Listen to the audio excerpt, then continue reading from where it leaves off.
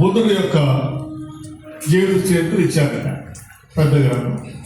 ఇంత గ్రంథం ఎక్కడ చదువుతాంలే, అసలు బుద్ధుడు ఎప్పుడు పుట్టాడు మాయా అని అడిగాడంట. అప్పుడు ఆయన చెప్పాడంట, క్రీస్తు శకమం ఇదేంటి బుద్ధుడి సంగతి చెప్పమంటే క్రీస్తు సంగతి ఎత్తుకుంటాం ఎందుకంటే, అరే క్రీస్తు సంగతి ఎత్తకపోతే బుద్ధుడి సంగతి చెప్పడం కుదరదయ్యా.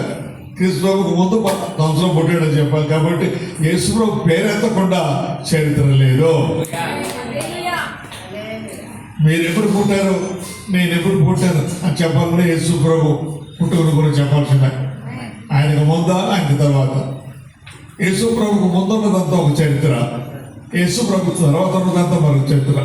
ఇది క్రీస్తు శకము. ఈ లోకంలో గొప్ప గొప్ప పుట్టారు, ఎంతోమంది శక పురుషులు. ఈ శకము వారి పేరుతో పిలవబడలా.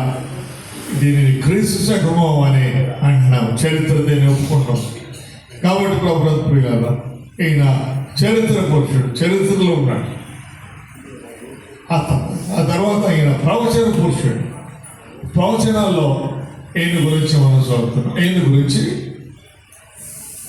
ముందుగానే ఈయన పుడతాడు అని ముందుగానే చెప్పారు. అలాగే పుట్టాడు.